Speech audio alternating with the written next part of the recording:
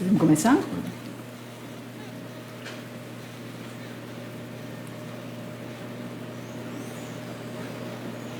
Pode falar. Oi, estamos iniciando agora mais uma sessão ao vivo de Tutameia, sempre trazendo para você um entrevistado, uma personalidade, um estudioso que nos ajude a compreender melhor o Brasil que vivemos, para que a gente possa atuar melhor, mais bem informado nessa nossa terra. Uhum. Ela é Eleonora. Ele é o Rodolfo. E ele é o nosso convidado especialista de hoje, o Oded, que a Eleonora vai apresentar mais detalhadamente agora, iniciando a sua primeira pergunta.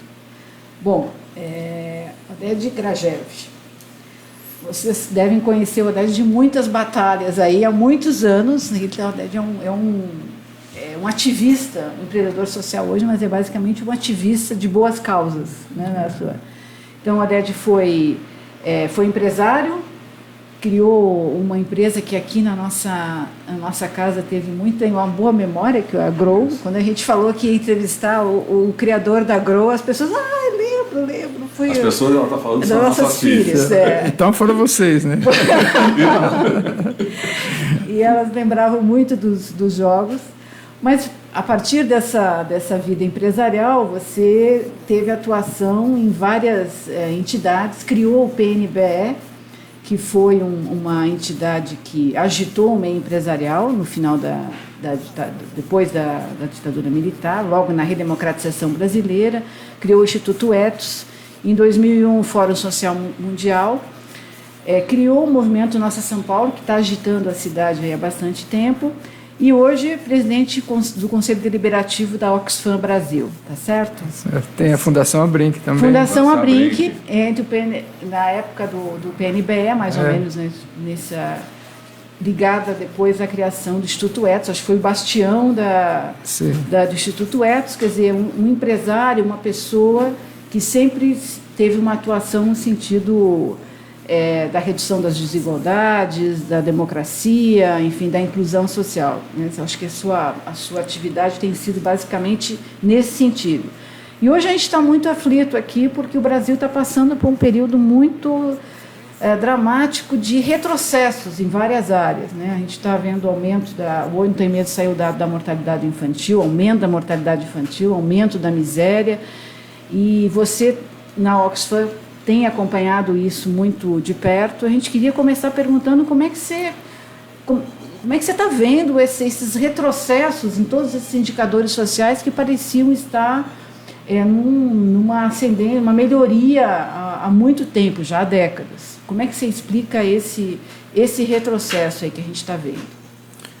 Bom, o sentimento que eu tenho atualmente é bastante controverso, né? Porque ao mesmo tempo fico muito triste com esses retrocessos, mas também esperançosos que os retrocessos possam esclarecer melhor a população por que essas coisas acontecem, né? Que não são fatais, quais são os sistemas que produzem esses retrocessos e que podem caminhar para uma reviravolta, para uma mudança, né? Até pelo fato de que as pessoas parece que chegaram ao limite, né?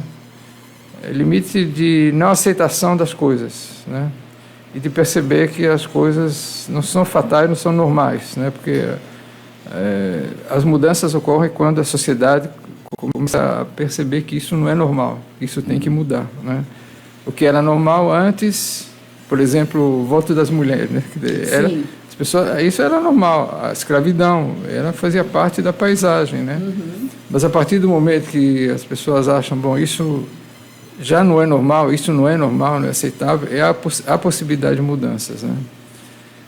Essa notícia do aumento da mortalidade infantil, ela me pegou especialmente porque quando comecei a Fundação Abrinq, eu não entendia muito da área da criança, da adolescente, mas eu sabia e tinha certeza que era uma coisa importante, prioritária para fazer, né? Eu aprendi que se tiver um indicador para medir a situação da criança em qualquer lugar, em qualquer país, é a mortalidade infantil.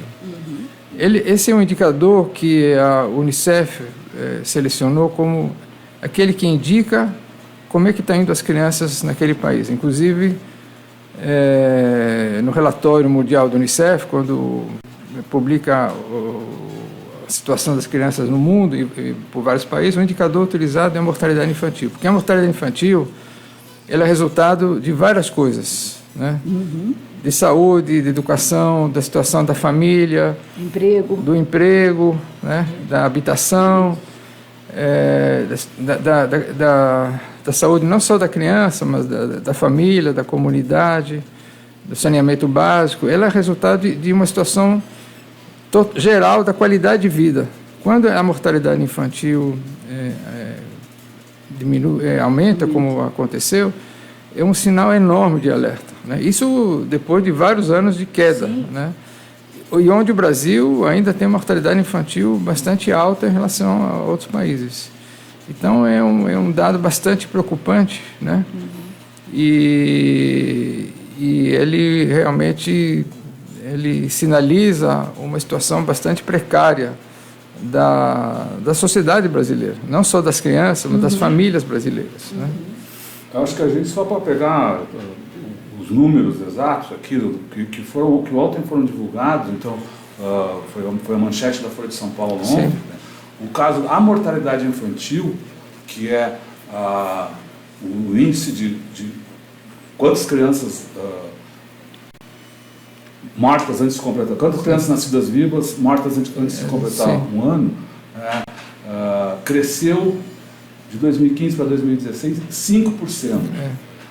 E a mortalidade na infância, que é um outro índice, que daí pega a mortalidade, o índice de mortes de crianças nascidas vivas, mortas antes dos 5 anos, cresceu 11%.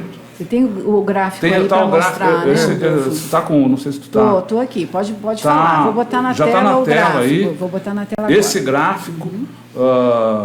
Esse gráfico aqui, que eu acabei de falar, das mortes de crianças de 1 a 4 anos, são dados do Ministério da Saúde, não é de nenhuma... do Ministério da Saúde desse governo.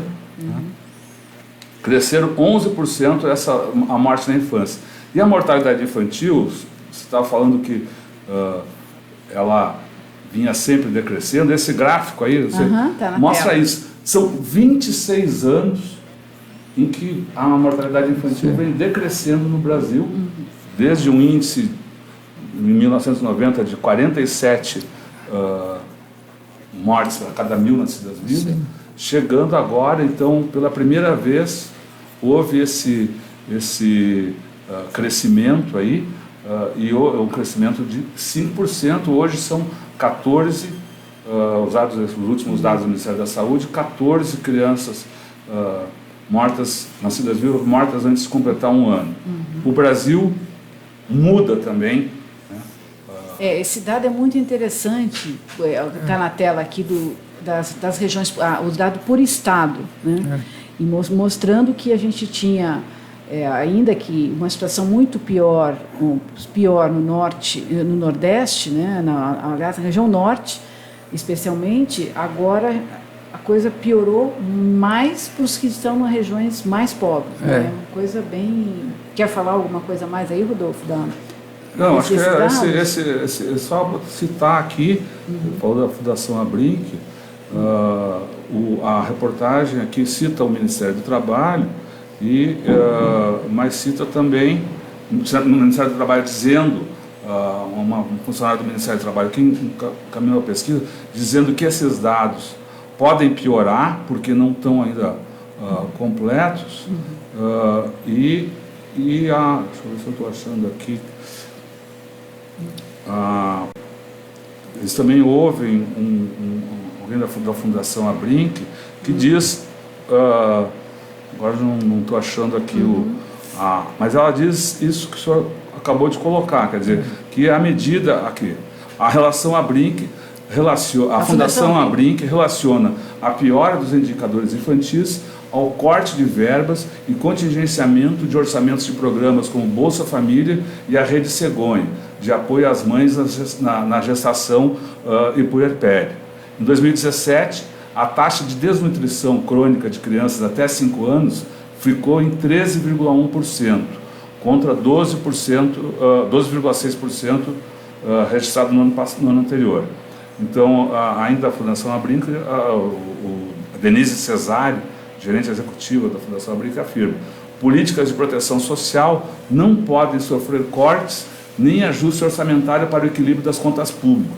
Isso impacta muito na sobrevivência das famílias pobres e extremamente pobres, né? Quer dizer, ele fala da importância da ação do Estado para combater a desigualdade, né? Então, eu não tenho aqui os dados, os números, mas eu tenho certeza que essa mortalidade infantil, ela impacta muito mais as famílias pobres que as famílias ricas. Sim. Né?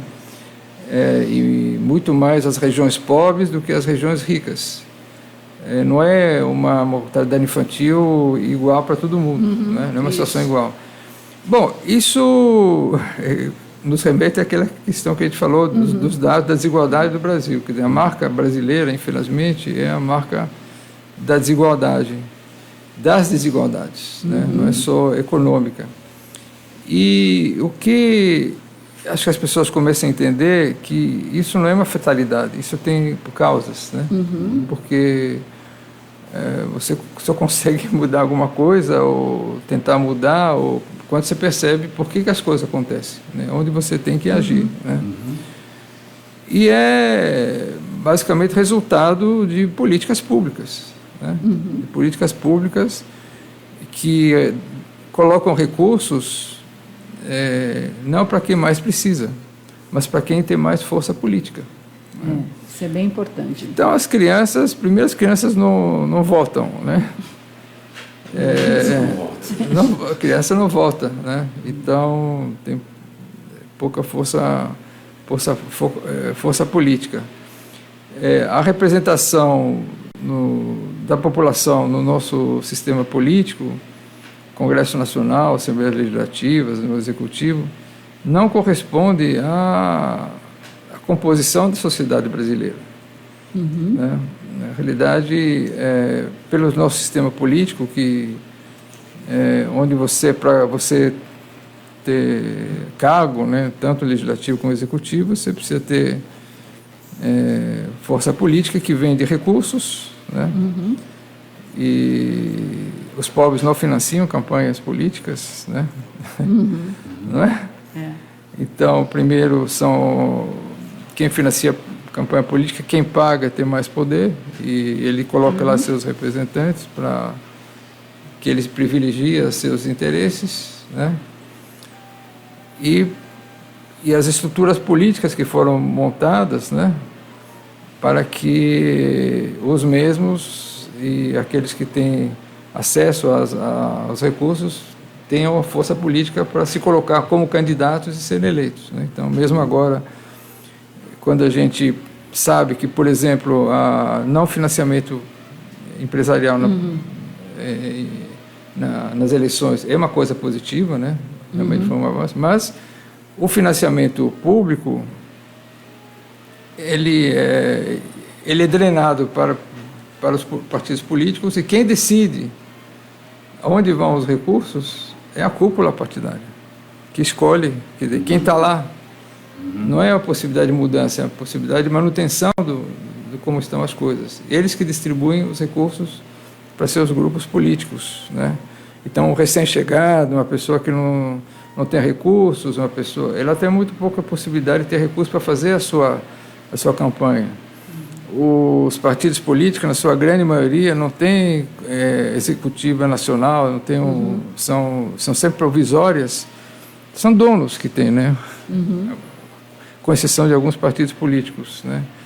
Então, o que mais preocupa para mim é que o nosso sistema atual, nossas estruturas atuais estão montadas para acentuar e para piorar mais ainda essa situação, né?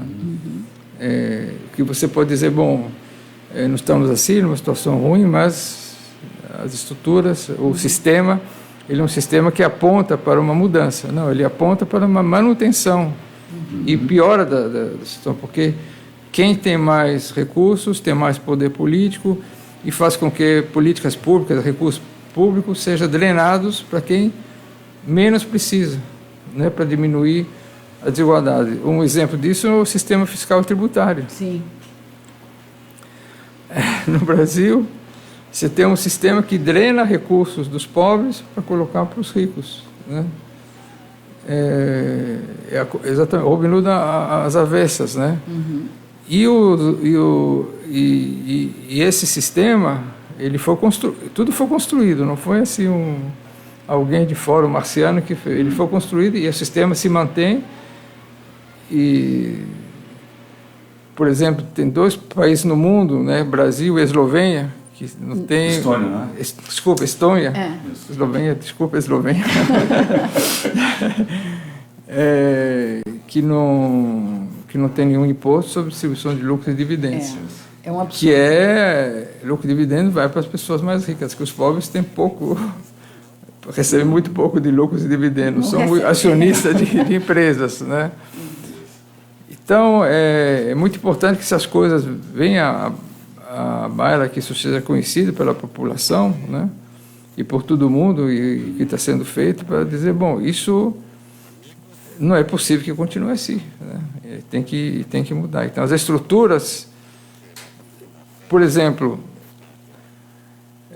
educação pública de qualidade, que é o caminho para você dar oportunidade para as pessoas terem oportunidades iguais na vida, né? Que é um dos elementos importantes para reduzir as desigualdades. Saiu uma outra pesquisa, né, que só 2% das pessoas querem ser professores, né? Uhum. Né? Tem um irmão que é professor aposentado da GV, então quando ele vai comprar alguma coisa, ficha cadastral, né, algum lugar, então a pessoa pergunta o nome, ele coloca o nome, endereço, nome, profissão, professor. Aí a pessoa para, o senhor não tem nenhuma outra atividade? É verdadeiro isso, né? Quando devia ser uma profissão reverenciada, né? Claro, sim, as pessoas teriam que render homenagens aos professores, né? E quem tem um pouco de recursos no Brasil sabe disso, procura colocar seu filho numa escola privada, porque diz, e na maioria das vezes é verdade, que a escola pública é de pior qualidade, né? Então, como é que você quer que haja redução das desigualdades se as pessoas que usam serviços públicos, não só de educação, mas de saúde, sejam tão ruins os serviços públicos de saúde? Na cidade de São Paulo, né, para a Rede Nossa São Paulo... então, fale um pouquinho disso. Só para ter uma ideia, né, um dos dados que a gente tinha dificuldade de obter é tempo de espera nos serviços de saúde, né? E a prefeitura não oferecia, não dava... Isso na gestão Serra Kassab, né? E a gente fez uma pesquisa de opinião pública, de percepção, né? Quanto tempo as pessoas esperam, né, para serem atendidas, né? Na esperança de que o que sair, a prefeitura vai dizer, não é bem isso, e revelar os dados. Hoje os dados são revelados. Bom, na cidade de São Paulo, onde as pessoas, em média, até hoje, esperam 90 dias, em média, para ser atendidos por um médico, aí depois, mais 120 dias para realizar os exames, o médico, depois de 90 dias, te recebe, se você ainda tiver condições de ir até lá, né? 120 dias para, bom, então vou mandar você fazer exame, quero saber como é que está, a urina, colesterol, sangue, não sei o quê. 120 dias, né, para esperar. E depois, se tiver que alguma operação mais complexa, são 180 dias, 220 dias. Então, muita gente morre no meio do caminho. Morre na fila. Morre na fila, né? Então, você vê, os serviços para a população mais pobre são de péssima qualidade, o que mantém a situação da desigualdade, né? Isso que é o preocupante. É porque a força política daqueles que têm mais é muito maior do que os pobres, né? Você vê no Congresso Nacional quantos pobres e quantos ricos, quantos empresários e quantos trabalhadores, quantos negros, quantos brancos, quantas mulheres e quantos homens, né? Então, é uma situação que mantém, reproduz e aumenta a questão da desigualdade. Isso é que é o mais preocupante. Acho que isso é importante perceber, porque não são... porque as pessoas são malvadas, porque geralmente dizer assim, bom, essa pessoa é insensível, essa pessoa... Que não, pode ser, na realidade pode ser mesmo. Mas não é as pessoas que fazem as coisas, é um sistema, é um processo que permite que essas coisas possam acontecer, piorar e reforçar a situação de penúria e de desigualdade no Brasil, né? O senhor falou da importância do Estado para agravar ou minorar esse problema, a importância da intervenção ou falta de intervenção para agravar. E a gente está aqui com uma pequena assembleia aqui nos assistindo, né? Queria convidar todo mundo que está assistindo a compartilhar essa entrevista para que essas reflexões cheguem mais longe. Todo esse debate vai estar disponível no nosso canal de vídeo, no YouTube, youtube.com/C/Eleonora e Rodolfo Lucena, Tutameia. Tutameia escrito com letras maiúsculas. E ancorado no site tutameia.jor.br. E essa pequena assembleia que está aqui nos assistindo está querendo também fazer perguntas e coisa e tal, exatamente sobre essa questão aí da importância do Estado, das políticas que agravam ou minoram o problema. O Francisco Azevedo, por exemplo, pergunta: podemos vincular esse crescimento vertiginoso dos índices, está falando dos índices, à política desastrosa desse governo golpista? Pergunta aí. Acho que são vários governos, alguns mais, outros menos, mas menos, se você olhar mesmo, vamos dizer, o governo Lula, né, talvez o primeiro, o segundo, que realmente reduziu a desigualdade no Brasil, mas não reduzia as desigualdades, né? E o que foi drenado, mesmo nos governos, vamos dizer, ditos mais progressistas, para os mais pobres, para os mais ricos foi muito mais. A Bolsa Empresário foi muito maior do que a Bolsa Família, né? É importante que existia a Bolsa Família, mas a Bolsa Empresário foi muito maior, né? Os benefícios dados à população mais rica eram muito maiores à população mais pobre. A diferença é que havia recursos também para os mais pobres, né? Então, mudando o governo, as coisas serão melhor se esse governo tiver a força política de mudar as estruturas. Se realmente, o que, por exemplo, isso acompanhou bastante no governo Lula, né? Eu fui ser assessor especial dele no primeiro ano, e tinha uma grande oportunidade de fazer umas mudanças. A minha grande ressalva é que as mudanças, as reformas não foram feitas. A reforma fiscal e tributária, a reforma política, a reforma trabalhista, da Previdência, as reformas que realmente mudariam as estruturas para tornar o Brasil mais justo não foram feitas quando teve um grande apoio na sociedade, né? E isso não foi feito, não teve a coragem de confrontar e de tentar fazer essas reformas, né? Então, quantas pessoas não entenderem que só mudando o governo as coisas podem melhorar, piorar, mas não vão mudar radicalmente, né?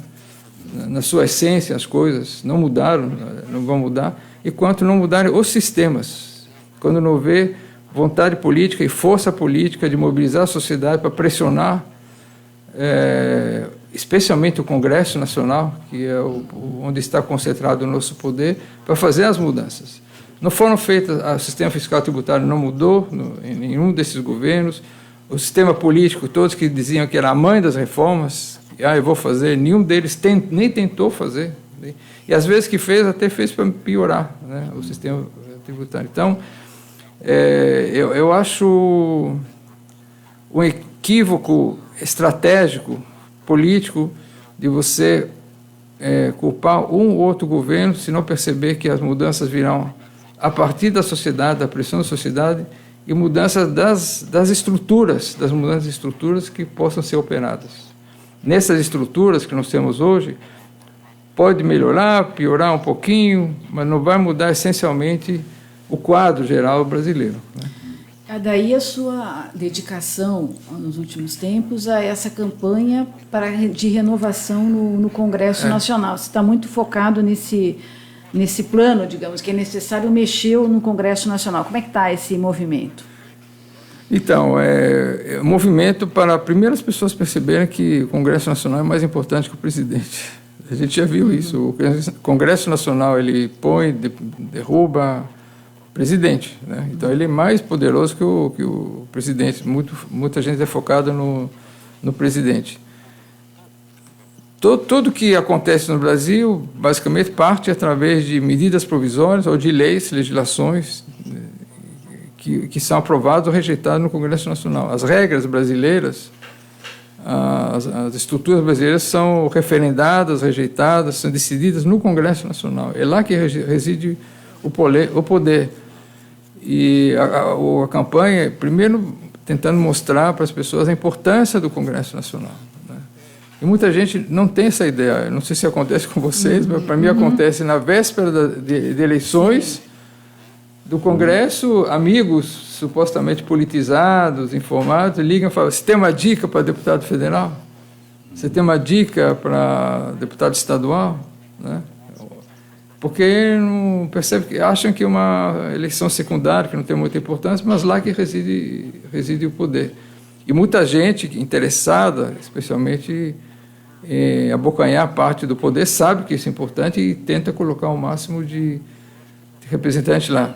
Você vê que o próprio MDB agora, que é campeão de manter e de abocanhar poder, ele não está interessado na eleição presidencial. Ele mesmo declara, eles querem colocar o máximo de pessoas no Congresso Nacional, porque é lá que reside o poder. Então, a campanha é uma campanha para mostrar a importância do Congresso e a importância do voto. Né? Já que é tão importante o Congresso, o teu voto pode ser muito importante. É uma campanha em várias redes sociais. Nós vamos ver o que vai acontecer, mas acho que exatamente tem esse objetivo. Não esperamos substâncias radicais no novo Congresso, até pelas estruturas que estão montadas hoje. Né? O tempo da campanha, porque todas as estruturas que foram montadas pelo mesmo Congresso é para manutenção do jeito que está. A campanha é menor, então tem mais vantagem que é mais conhecida. Os recursos públicos são divididos pela cúpula do partido, pelo mesmo grupo político. Né? Então, mas estamos tentando plantar mais para frente, para as pessoas entenderem, as pessoas perceberem. Vamos ver o que vai acontecer nas eleições. O que você acha que vai acontecer nas eleições? Para o Congresso? Congresso, em geral, que está uma eleição bastante sui generis, né? O principal candidato preso. Nós estamos aí há poucos dias para a definição oficial das candidaturas, das alianças, está tudo mais ou menos empacado. E não se tem Qual é a sua visão do que vai acontecer daqui para frente? Não sei, isso parece. Se perguntar, sabe todos aqueles jornalistas que entendem de futebol? Falam: Croácia é França, vai ser a final? Não. Há muitas incertezas. Muitas incertezas, depende muito. Porque eu acho que ainda tem chance do. Não é que estou expressando minha vontade do Lula ser candidato, né? E de se eleger, ainda há possibilidade. Ainda há essa possibilidade. As pessoas falam pouco, mas eu acho difícil, mas acho que não é impossível. Mas tem um bloqueio quase midiático em relação a essa possibilidade, né? Não estou falando que é meu desejo, mas, por exemplo, como há uma tendência de descaracterizar a segunda instância como uma instância punitiva, certo, com a ideia da presunção da inocência. Então, que está na Constituição? Que está na Constituição. Então, por exemplo, estão liberando gente da prisão. Bom, se não é uma instância punitiva, definitiva, com a presunção da inocência, então ela também não pode tirar os direitos políticos. Não, estou falando uma hipótese que pode acontecer. Não estou falando que é meu desejo, né? Estou falando uma observação, porque eu acho que a lei da ficha limpa, do meu ponto de vista, foi uma grande conquista, né? Foi uma grande mobilização da sociedade, foram quase 2 milhões de assinaturas e impediu várias pessoas condenadas a serem... Então, vai ser o fim da lei da ficha limpa. Então, mas é possível que aconteça. Aí ele tem grande chance de ser eleito, né, pelas pesquisas.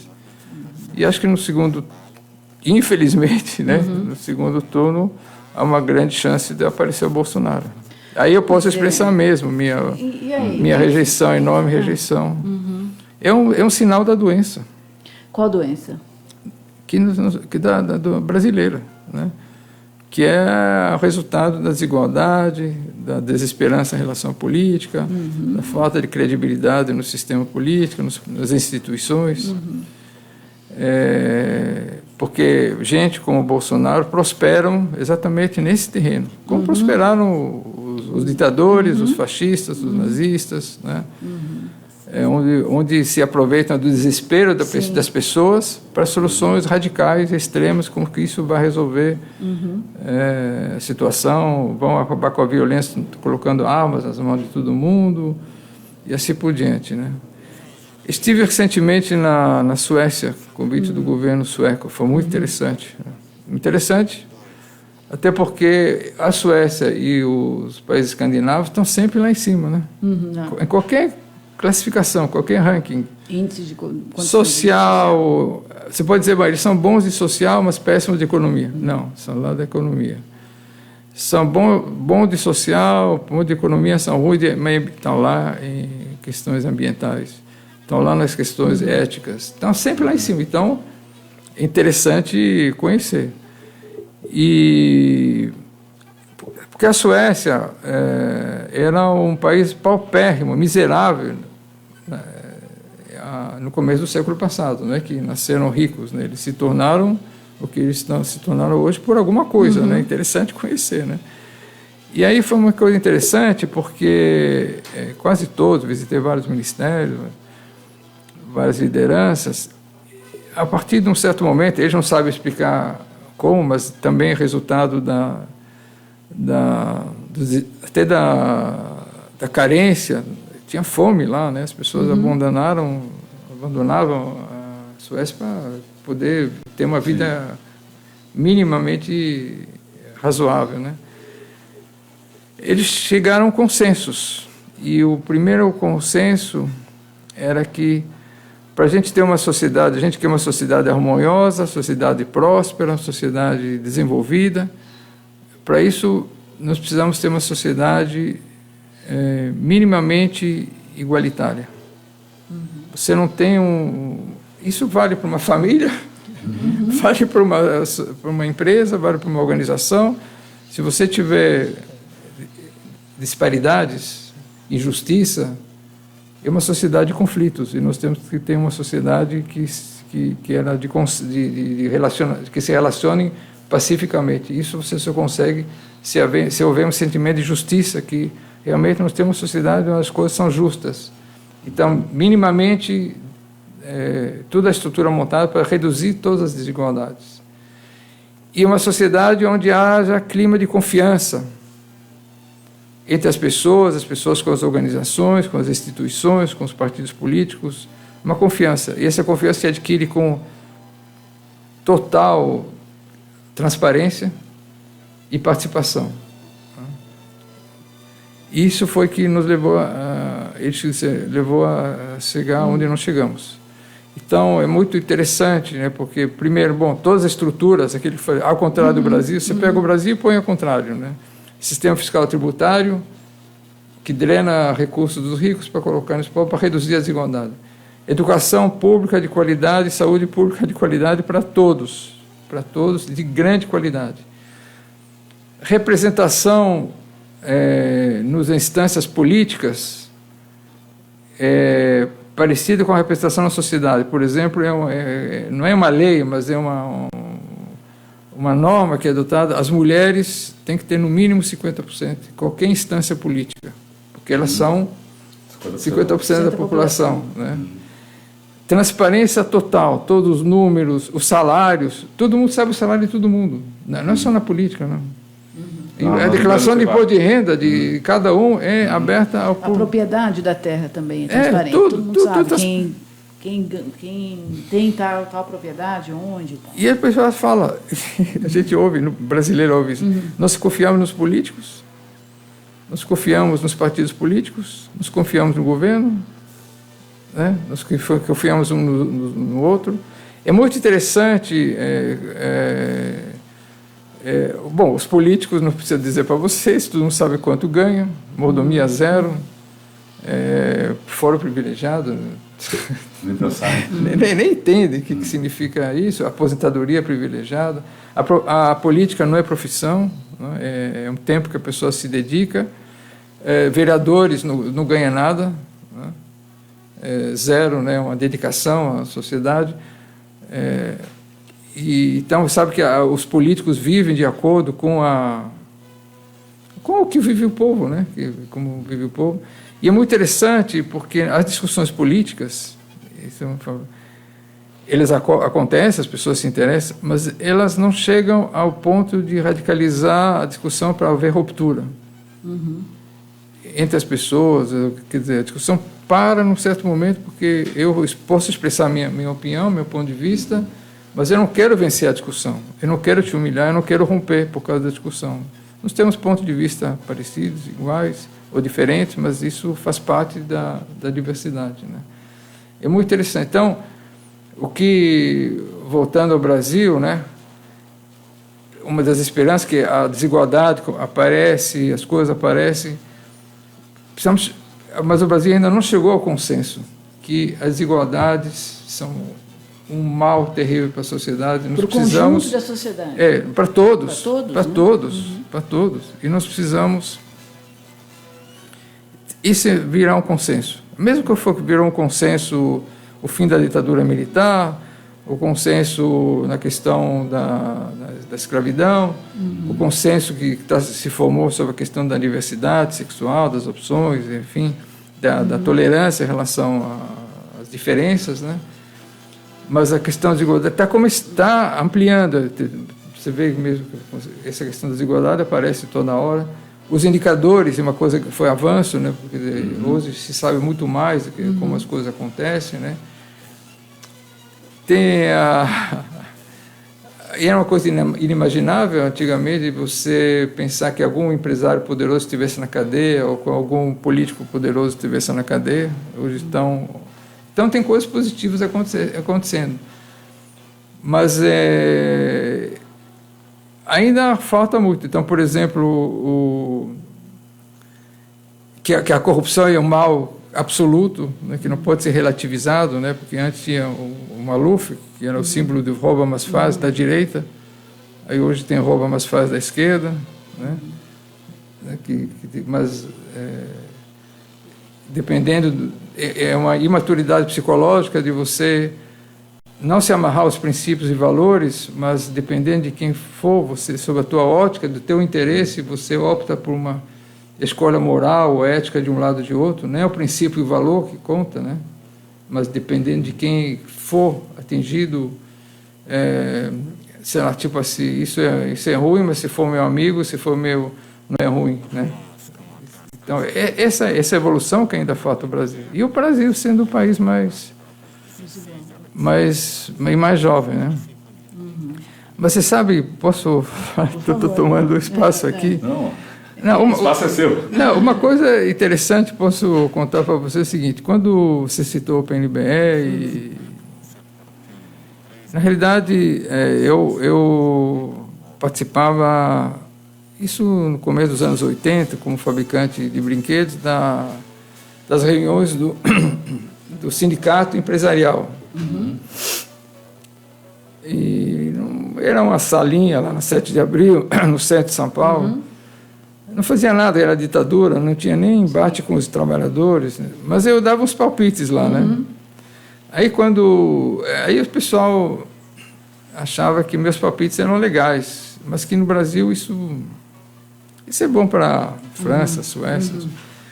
E aí quando o presidente antigo, ele me indicou, eu não esperava isso, falando, eu gostaria de sair, eu quero indicar o Oded, né? Eu apenas topei, né? E ela, uma surpresa para mim, nem tinha essa perspectiva, para dizer, bom, estou louco ou não estou louco? Quer dizer, essas coisas. E aí comecei a fazer, começou a dar certo.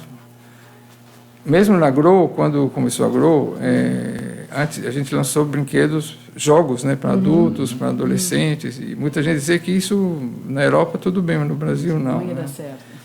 Então, a coisa que me pega até hoje, e quando eu conto as coisas da Suécia, ou bons exemplos, e acho que isso é uma questão grave cultural, tem um conformismo, muita gente que diz que não, essas coisas são legais, mas no Brasil não vai acontecer. O Brasil está fadado. É o complexo de vira-lata. O Brasil está fadado a ser aquilo que é. Nós não somos capazes de mudar as coisas, nós não somos capazes de fazer o que os outros fazem. Aí sempre vem uma desculpa, né? Porque lá é grande, lá é pequeno, lá é frio, lá tem que cair neve. Sempre tem uma desculpa de dizer para não, coisas básicas, né? Coisas básicas, né? Mas há esperança para o Brasil? Claro que há. Mas vai levar tempo. Toda discussão é... Eu nasci em Israel, né? É na Palestina, naquela época que aconteceu. Um dia vai ter paz lá.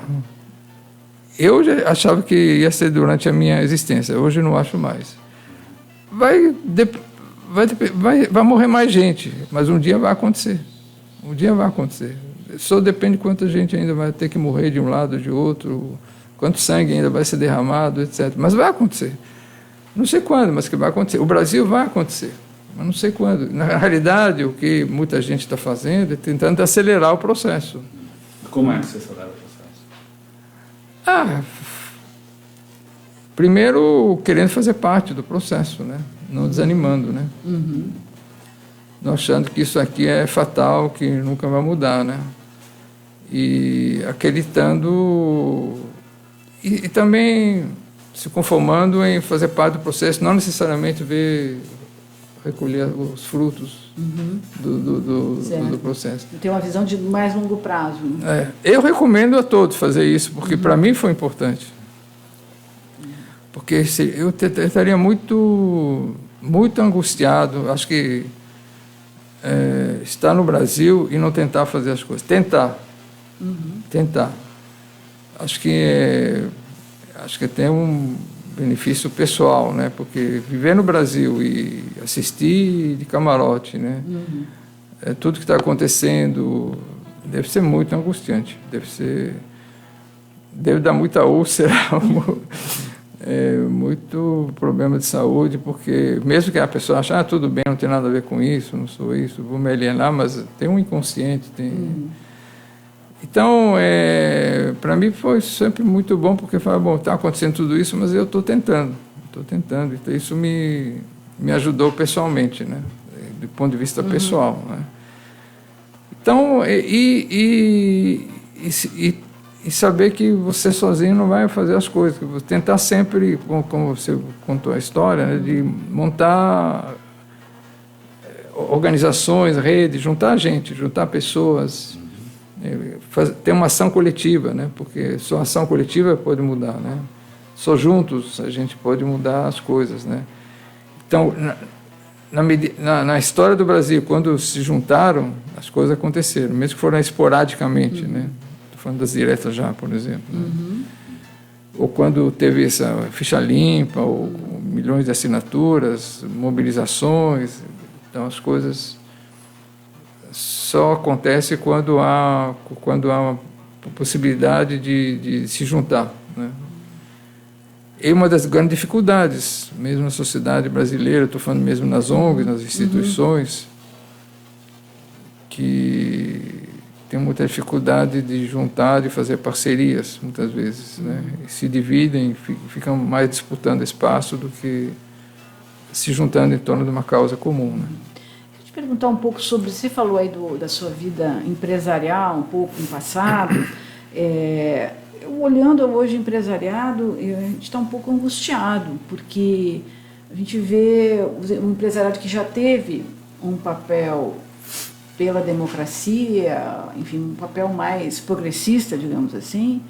Hoje a gente não enxerga essas personagens, e pelo contrário, há uma aproximação do empresariado, me parece, não sei se estou certa, com o radicalismo de extrema-direita, com o Bolsonaro. Sim. Quer dizer, o Bolsonaro está sendo recebido nos salões, né, das empresas importantes do Brasil, quer dizer, ele está sendo ouvido, ele vai ao Pará e defende um massacre de sem terra, um assassinato de Carajás, e ele está sendo recebido nos salões empresariais. Como é que você conviveu com o empresariado brasileiro, que já teve Mindlin, Antônio Hermílio, Severo Gomes, e teve essas pessoas? Como é que hoje a gente vê esse empresariado, digamos, recebendo ou até simpatizando com essas ideias assim tão assustadoras, eu diria?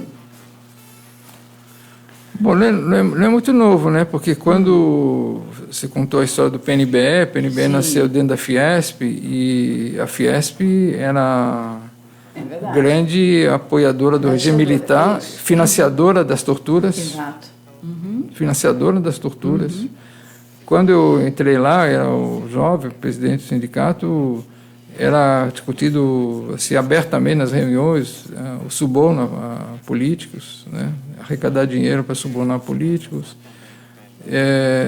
Além de outras ideias, tipo o diretor do meio ambiente que falava esse negócio de meio ambiente é uma coisa criada pelos comunistas para acabar com o capitalismo, mas graças a Deus essa moda está passando, ele falando, né? Ele estava dizendo que a moda estava passando.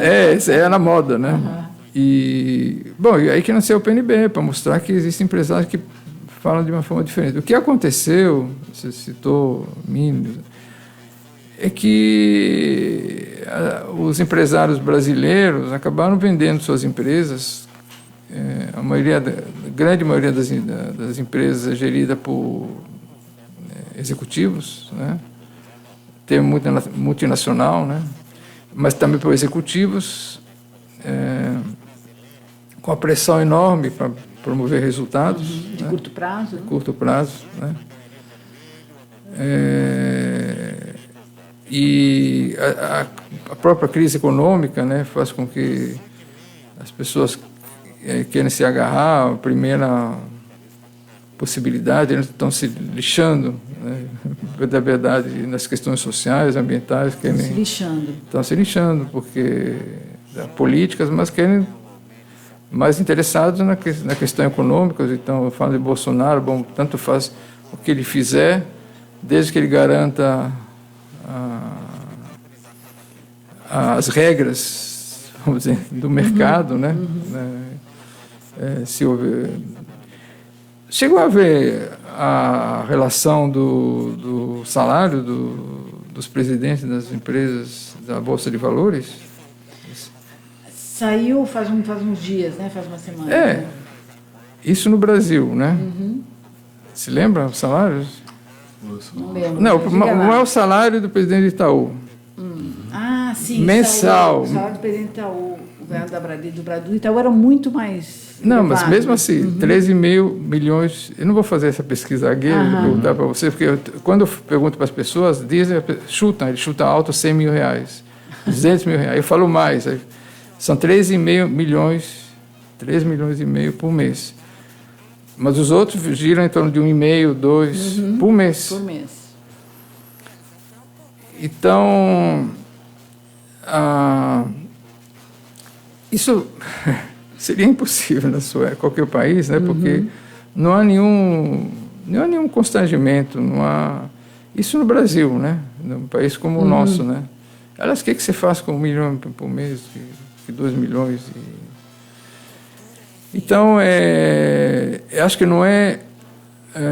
existem algumas lideranças empresariais, mas são poucos. Estou falando dos meus amigos da Natura, Guilherme Leal, e os seus parceiros, que são desde o PNBE, que a gente se conheceu, o PNBE, e Fundação Abrim, que acompanhou toda essa trajetória no Instituto Ethos. Mas as mudanças não virão pelo setor empresarial. Não virão, por exemplo? Não virão. Isso é a minha convicção. Virão da onde? Setor popular, né? Por setor popular. Setor popular. A sociedade civil, as organizações, instituições, os sindicatos também estão realmente com uma outra lógica. Virão através da mobilização social, não virá através das empresas. Não virá através... Teriam alguns empresários que se destacariam, que se destacam hoje, como eu citei, vamos ter esse exemplo do pessoal da Natura, né, que realmente tem aves raras, né, no setor empresarial. Mas isso mesmo que você falou, flertam com o Bolsonaro. E é uma perspectiva, olhando do ponto de vista empresarial, negativa para as próprias empresas, quer dizer, é uma visão que parece ser de curto prazo e totalmente míope do que é a sociedade, de como é que as empresas podem crescer e ampliar sua atividade no Brasil. Não são míopes também, como disse, são estúpidos. Estúpidos. Eu queria ser mais elevado. Estúpido. Né? Em vez de olhar o Brasil com 200 milhões de habitantes, um mercado interno potencial enorme. Exatamente. Enorme. Para desenvolver esse mercado interno, para colocar a renda na mão das pessoas, reduzir a desigualdade, eles seriam os primeiros beneficiários. Matam a galinha de ovos de ouro. Matam a galinha de ovos de ouro. Quer dizer, em vez de lutar por um sistema fiscal tributário, os milionários americanos mandaram uma carta ao Congresso Nacional. Se lembra? Ao Trump, dizendo, pô, pelo amor de Deus, põe mais imposto para a gente, porque... Exato. O pai do Bill Gates fez parte de uma mobilização para aumentar o imposto sobre as grandes fortunas. E coloca esse dinheiro para melhorar reduzir as desigualdades. Vai ser melhor para o Henry Ford. Exato. No início do século XX. Então, falou, eu quero colocar pagar bem meu funcionário, alguém tem que comprar meus carros. Né? Alguém tem que comprar meus carros. Né? E ele teve muita oposição de seus pares, esses empresários que têm tão míopes e tão estúpidos quanto os empresários brasileiros de hoje.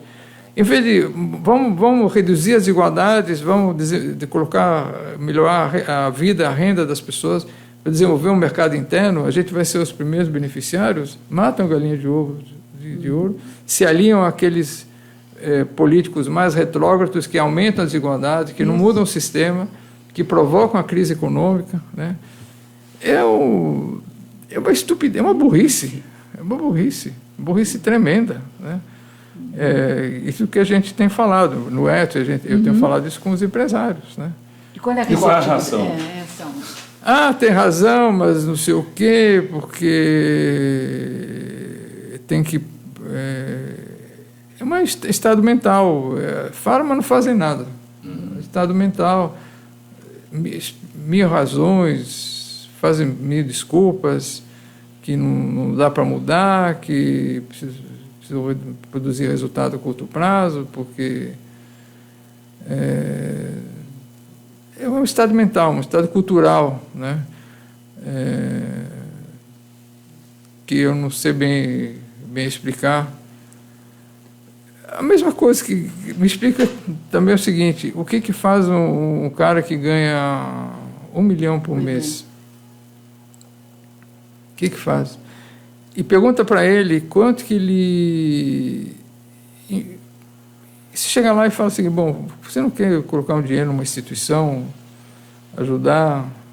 Não, estou apertado. Estou apertado, é verdade. Já ouvi isso, né? Então, é um estado mental, um estado cultural realmente muito retrógrado. Infelizmente, é uma pena, né? Porque é um setor muito poderoso, né? Então, explica também tem uma explicação na época do Collor, né? No meu setor, a empresa Estrela era a empresa maior do setor, com 50% do mercado. E o dono, tinha um dono, Mário Adler. Mário Adler, exatamente. E eu falava para ele, e ele colocou muito dinheiro para o Collor, né? Na campanha do Collor. Falei, acho que vai ser para nós, o Lula vai ser melhor, porque quem vai comprar os brinquedos, né? O Collor já falou, vai abrir a economia, aquela ideia para os chineses, vão acabar. Se está dando um tiro no pé, não, ele colocou o dinheiro, ajudou o Collor, não sei o quê. O que aconteceu? O Collor abriu a economia, todos os chineses, e a estrela, ele perdeu a estrela. Ele vendeu. Não é nada a ver com o que a estrela já era, quer dizer, dando um tiro no próprio pé, né? Então, não tem essa mentalidade, não tem essa cabeça, né? Porque se a gente for pensar num projeto de Brasil, a participação empresarial seria importante para discutir um projeto. Mas você está dizendo que a gente não pode esperar nenhum movimento dos empresários nesse sentido. Não, muito pouco. Tem o próprio, que eu falei de novo, né? Um e outro, o Guilherme se juntou na Marina na eleição de 2014, criou, faz parte da RAPS, que é uma rede de ação política pela sustentabilidade, tentando criar uma rede de políticos comprometidos com vários princípios e valores e com a sustentabilidade. Tem ações, né? Pode surtir ao longo do tempo, longo prazo, né? Mas o empresariado nacional diminuiu bastante, né? Vários vendendo as suas empresas, Metal Leve, você falou do Minley e outros, são vários exemplos disso, né? São multinacionais, né? Não tem muito compromisso com o Brasil, né? E outros na lógica do mercado, de resultado de curto prazo, com muito pouca... Tinha muito poder, né? De mudar as coisas, né? Mas eles têm uma mentalidade muito retrógrada. E do lado do campo popular, você vê essa reação, essa capacidade de articulação, ou está tudo muito ainda... Mas muita coisa acontecendo, tem muitas organizações, periferia, organizações de base, culturais, sociais, abraçando causas como a questão de raça, de gênero, a questão econômica, de habitação. Tem uma ferveção, tem um dinamismo aí acontecendo, mas... Está subterrâneo. Está subterrâneo, mas está acontecendo. Explodiu, explode em várias manifestações. Por causa da Marielle, né? Então está acontecendo. As pessoas estão entendendo melhor a situação. Antigamente tinha poucos indicadores, hoje os indicadores aparecem, os números aparecem, as informações, a lei de acesso à informação ajudou bastante, foi uma das conquistas grandes, né, que a gente teve. Até pelo fato das pessoas poderem viajar mais, conhecer outros países, outras realidades, esse intercâmbio, ver que não é todo mundo que é assim, né, que tem outra forma de se viver, né? Então, isso está acontecendo, isso vai acontecer, isso vai dar resultado. Falando em outras formas de se viver, tem a palavra de ordem, a consigna, né? Um outro mundo é possível, né? Podia falar um pouquinho aí do Fórum Social Mundial, o que trouxe para, enfim, colocar na mesa essas iniciativas de mudança ou de discussão de mudança. Essa ideia nasceu em contraponto a Davos, né? Que isso foi no começo dos anos 2000, né? Que era o triunfo do neoliberalismo, do mercado, né? E dizia que aquela história, fim da história, né? Chegamos ao modelo ideal para o mundo, onde a economia vai levar a prosperidade e bem-estar para toda a sociedade, o livre mercado. E a ideia do Fórum Social Mundial que eu tive era, em contraponto, o social é importante. A economia é serviço do social, né? O social é serviço da economia. Que um outro mundo é possível, aquele que eu falei. Não é para se conformar, porque eles falaram, esse é fatalmente aquilo que vai predominar, chegamos ao modelo ideal, não é possível outra coisa, né? Aquilo que a gente falou antes, né, sobre o conformismo, sobre o estado das coisas, que não é mudança. Então, a ideia é outro mundo é possível, porque eles falaram, aqueles que reclamam, que protestam, eles não sabem protestar, não não tem nada para oferecer, não tem nenhuma outra ideia, para mostrar que tem ideias, tem propostas, tem experiências, tem ações diferentes que mostram que um outro mundo é possível. Porque a metodologia, a ideia é interessante, porque dentro daquilo que a gente falou de juntar as pessoas. Porque era um espaço aberto, autogestionado. Não tem ninguém que dizer, bom, vou convidar você que vai falar, você que não vai falar. Venha todos que quiserem falar, ou que quiserem se apresentar, venha se encontrar, venha se articular, venha promover ações políticas conjuntas, dar visibilidade ao que vocês estão fazendo. Essa era a ideia do fórum. Porque bom, vocês que são jornalistas, acho que aquele negócio de outro mundo é possível e do conformismo, porque como é possível, se você pensar, antigamente tinha as aristocracias, os ricos, eram poucos e controlava a grande massa, e controlava com a força das armas, né? Assim, que se rebelavam. Hoje não é assim, hoje o controle é por aqui, né? É controle mental, é cultural.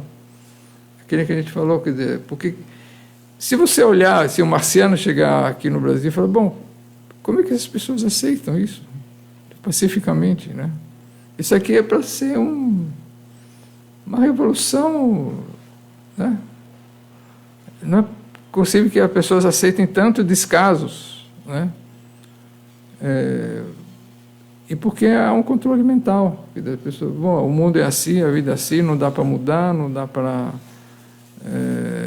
isso sempre foi assim, é normal, nada vai mudar. É o controle que é feito na cabeça das pessoas, né? E a ideia do fórum é exatamente para liberar, para dizer, não, você pode, outro mundo é possível, não é fatalmente assim, e isso é assim por causa disso, isso tem que mudar, né? Essa é a ideia, né? Aí, o que aconteceu? Foi no começo dos anos 2000, isso mudou muito o quadro político na América Latina, especialmente, né? Que depois vieram vários. Se espalhou pelo mundo, hoje tem vários fóruns acontecendo pelo mundo. Aconteceu muito em Salvador esse ano, tem 80 mil pessoas. Você estava lá? Estava lá, 80 mil pessoas. Bacana. Pouca notícia, né? Tem uma falha aí de comunicação. Tem um buraco aí de comunicação. 80 mil pessoas se reúnem, mas praticamente nada acontece, né? A gente está debruçado sobre essa questão da comunicação, que o próximo fórum tem um fórum de excelência em termos de comunicação, porque muita coisa, muita riqueza acontece, muita articulação acontece, né? É um processo que se espalhou pelo mundo. Mas também há um bloqueio contra, não? Sim, mas isso faz parte, claro. Porque muita gente diz, há um bloqueio de comunicação. Bom, isso é natural que haja. Bom, como é que a gente contorna esse bloqueio? Muita gente, acho que você presenciou isso, muita gente, não dá para entrar na grande mídia. Não, depende, porque a grande mídia é a grande mídia, mas ela é composta por pessoas, por jornalistas, por cidadãos brasileiros. Tem gente você tem que... Aquele que eu sempre falo, se você não tiver oposição, se não tiver obstáculos, resistência, é porque você não está fazendo nada. Você faz parte do establishment. Então, se você está meu negócio é transformar, eu tenho que saber que eu vou ter bastante resistência, vou ter bastante dificuldades. Tem que saber que isso faz parte. Não, vai só se queixar, não. Quando aparecer a oposição, as dificuldades, é porque você está fazendo alguma coisa. Então, faz parte disso, né? Pô, nós estamos chegando aqui no seu tempo aqui, são 12h13. O que a gente mais pode perguntar? Acho que mais alguma coisa. 12h13, tem um tempinho para mais uma pergunta. Vai lá. Qual foi a pergunta que nós não fizemos? Tantas... Não falamos de São Paulo, né? Que você está... Então, só para... Estou falando das dificuldades, né? Uma coisa que é interessante as pessoas conhecerem, desenvolver no São Paulo, é o mapa das desigualdades da cidade. Isso. Sim. E porque isso vale para qualquer cidade brasileira. São Paulo tem 96 distritos. Isso é a cidade mais rica do Brasil, né? Pegamos os indicadores de todos os distritos e comparamos. E criamos um índice chamado desigualtômetro, que é a diferença entre o maior e o menor indicador, que em vários casos chega a milhares de vezes, né? E, bom, isso é um outro dado na dificuldade e da desigualdade brasileira. A expectativa de vida, que é um outro indicador Isso é muito bem que é composto de vários, na mesma cidade, É impressionante isso. 25 anos entre a região mais pobre e a região mais rica. Quer dizer, Tá na tela aqui. Está na tela? É, Vamos pôr 20 aqui, ó. Vamos pôr aqui na tela o dado. A abertura da apresentação, mapa das Quer dizer, desigualdades. esses dados estão aqui nisso que a gente está colocando na tela, nesse site. E, quer dizer, uma pessoa que nasce numa região rica vive 25 anos a mais do que uma que nasce numa região pobre, dessa mesma cidade de São Paulo. É, a média, evidentemente. Bom, e aí, só para mostrar que aquilo que eu falei, que não é para através exclusivamente através de partido político que vai acontecer, porque quando a cidade de São Paulo passou por Serra, Kassab,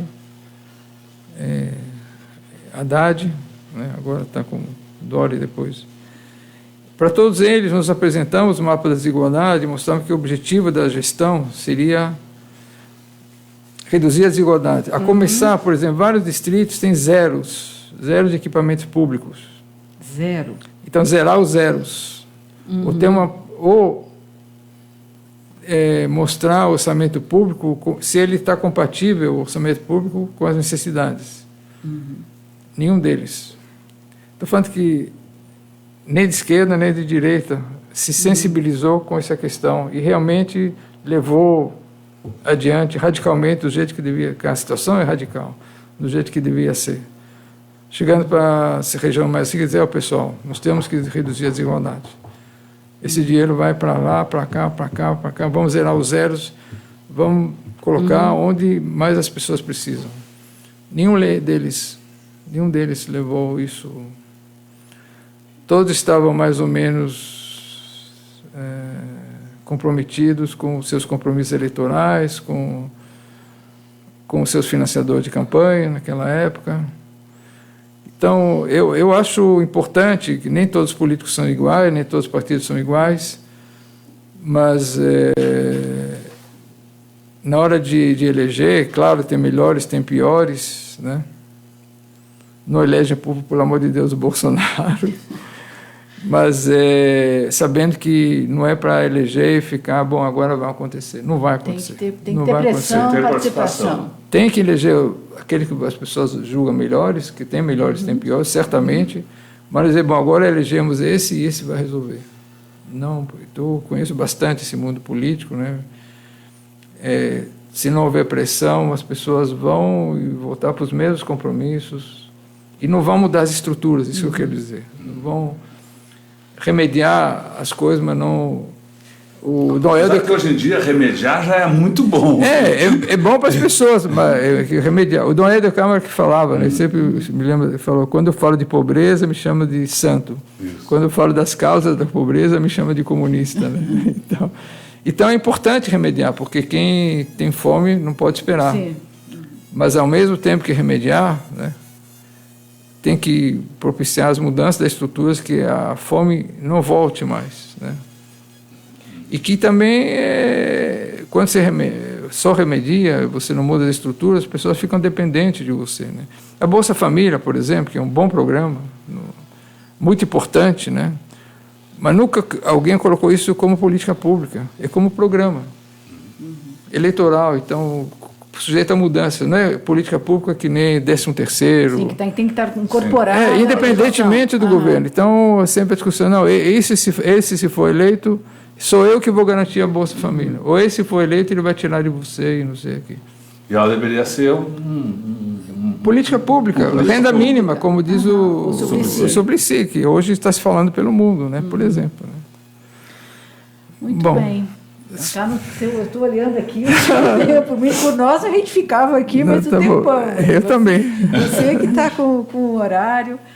A gente queria agradecer muito a sua participação aqui nesse debate. Espero que você volte aí para falar conosco. E lembrar que toda essa nossa conversa aqui com o Oded sobre a participação popular, sobre o sonho, né, de que um novo mundo é possível, essa conversa você pode ver, rever, ela vai estar disponível no nosso canal de vídeo, no youtube.com/c/Eleonora e Rodolfo Lucena Tutameia, e tudo ancorado no nosso site, que depois você vai ver fotos, o vídeo e a reportagem dessa entrevista, o tutameia.jor.br. E agradecendo aí a sua participação, a gente se encaminha para a nossa conclusão tradicional aqui das nossas entrevistas, que é a partir da contribuição do poeta Augusto de Campos. Conta a história aí, Leonora. O Augusto de Campos, até hoje ele falou aqui conosco, a gente pediu uma entrevista para ele sobre a situação, ele disse, não, vocês usem meus contrapoemas para falar da situação, e a gente está usando aqui, está divulgando aqui o contrapoema que ele nos enviou, que está na internet já há um tempo, que é o Lula Livre. E com isso a gente termina as nossas transmissões. Muito obrigada. Muito obrigado. Obrigado.